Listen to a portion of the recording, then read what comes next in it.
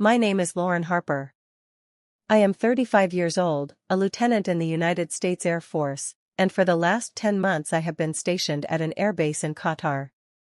I fly the KC-135 Stratotanker. We refuel fighters over hostile skies so they can come home to their own kids. While I was doing that, my only child, 15-year-old Ava, was supposed to be safe with my older brother Ryan and his wife Nicole in the quiet Seattle suburb where I grew up. I sent them $2,500 every single month. That was more than half my flight pay after taxes. I did it gladly. Ava deserved to keep her cello lessons, her competitive swim team, her orthodontist appointments, and the little freedoms a teenager needs when her mother is half a world away on alert 24 hours a day.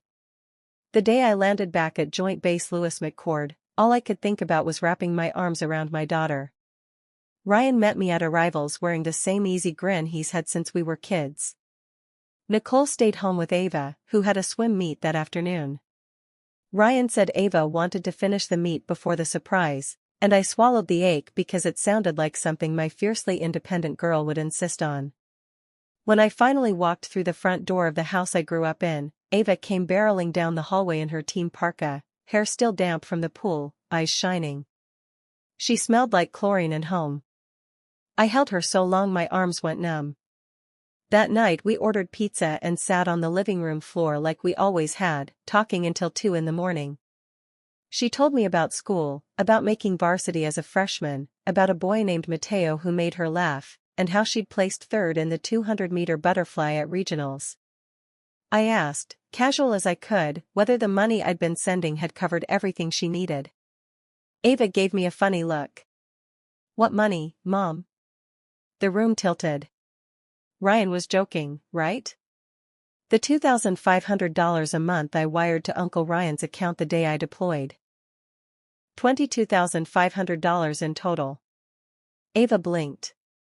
Uncle Ryan said your pay got docked because of some deployment surcharge. He said we had to be really careful.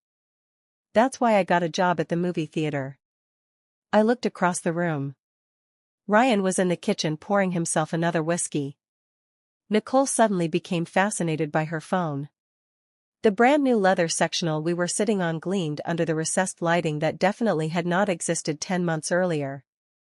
I forced a laugh. "Sweetheart, go take your shower.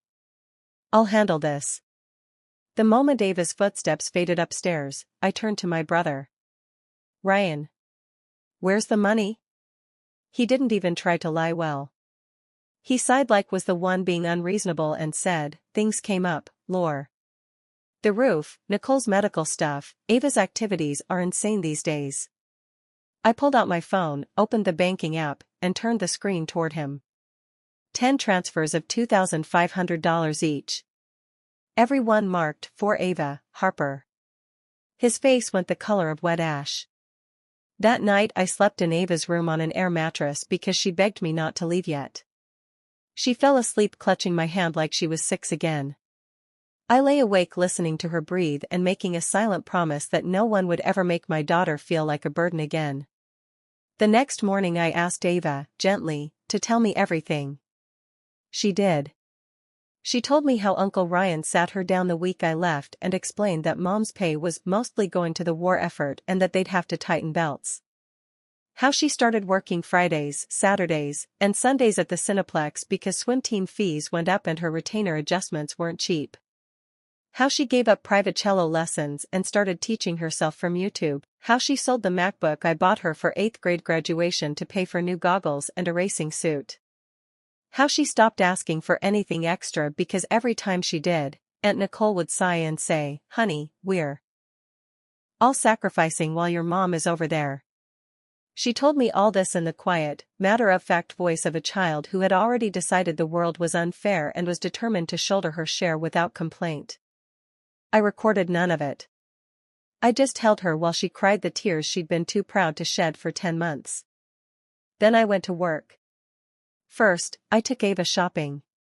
Not the fun, celebratory kind yet, just the necessary kind. New swimsuits that actually fit, new shoes without holes in the soles, a winter coat that wasn't 2 sizes too small. She stood in the dressing room mirror touching the sleeve of a navy peacoat like it was made of gold. "Mom, this is too much," she whispered. "No, baby," I said. "This is the bare minimum I owe you."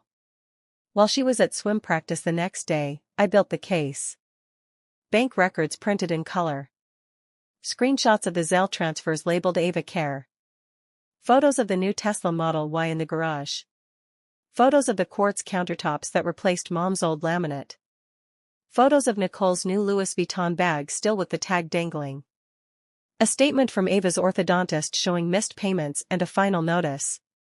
Pay stubs from the movie theater showing Ava had worked 378 hours in 9 months. A printout from the swim club showing $1,860 in unpaid dues, now covered by an anonymous donor, me, 2 hours earlier. And the kicker, the confirmation email for a 7-day Alaskan cruise for 4 departing June, booked the same week my 8th transfer hit their account. I put everything in 2 crisp manila folders. On December 23, 2 days before Christmas, the whole family gathered at Ryan and Nicole's for the traditional tamale-making party we'd done every year since we were kids. Mom was gone, cancer, 4 years ago, but the tradition remained. Aunts, uncles, cousins, my 91-year-old grandmother who still wore red lipstick and told everyone they looked too thin. I waited until the tamales were steamed and everyone had a plate. Then I stood up. "I have an announcement," I said. "Boy, steady the way it is at 30,000 feet when the tanker behind you is running low on fuel and the fighter pilot's voice cracks over the radio." I laid it out. Calm. Factual. No screaming. I passed the folders, one to Ryan, one to Grandma Rosie W.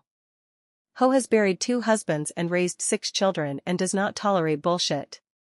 The room was quieter than a church on Good Friday. Ryan tried the "you don't understand how expensive teenagers are" line. Grandma Rosie shut that down with one raised eyebrow sharp enough to cut glass. Nicole tried tears. My cousin Delia, who is a prosecutor in King County, simply said, "Save it for the judge if it comes to that." Ava sat beside me the entire time, spine straight, eyes dry. When Ryan said, "We gave her a home," Ava spoke for the first time. "You gave me a room," she said. "Mom gave me a home. And you took the money she sent to keep it." I have never been prouder of another human being in my life. I offered them the same choice I had already discussed with the JAG officer on base. Option A, they repay every dollar, in writing, notarized, with a reasonable schedule secured against the equity in their house. They apologize to Ava on paper and in person. They get supervised visitation with her until she decides otherwise. We attempt to keep this in the family. I file in civil court for breach of fiduciary duty, conversion, and financial exploitation of a child. I file a dependent adult abuse report on behalf of a minor, Ava, with DSHS. I make sure the Air Force Office of Special Investigations knows that an officer's dependent support payments were misappropriated. And I let Grandma Rosie tell the entire family tree exactly what they did before I do any of that. They chose option A.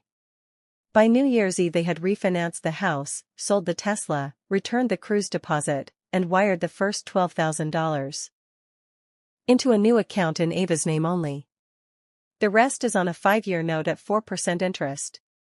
I didn't want to bankrupt them, I wanted them to feel the weight every single month until it was paid. Ava and I flew home to Tacoma on January 2nd. I put in for a non-flying staff tour so I could be home every night for the next 3 years. They granted it the same week. We bought a little craftsman house 2 miles from base with a porch and a yard big enough for a dog we adopted from the shelter, a mud Ava named Strat because he likes to tank up on treats. Ava started therapy in February. So did I. Some nights she still crawls into my bed when the nightmares come, the ones where I never came home, or worse, where I came home and believed their lies. Ryan and Nicole send the monthly payment on the first like clockwork. They send cards on birthdays and holidays. Ava reads them, sometimes answers, and sometimes she doesn't. That's her choice now. This past Thanksgiving she asked if they could come for dessert only, 2 hours, in a restaurant, public place. I said yes. It was stiff and quiet and nobody pretended it was like old times, but Ava hugged them both when we left, quick, fierce hugs that said I'm still figuring this out. Healing isn't linear. Trust isn't a light switch. But every morning I wake up to the sound of my daughter practicing cello in the next room, or laughing at something the dog did, or shouting that she's late for morning practice and can I please drive her because the bus is for losers, and I know we're going to be okay. We are not the same people we were a year ago. We are scarred, cautious, and 100 times stronger. And if anyone ever tries to make my daughter feel small again, they'll have to go through a very tired, very angry lieutenant who has refueled F-22s in actual combat and will not hesitate to bring that same energy to parenthood. This is our new normal. It's not perfect. But it's honest. And it's ours.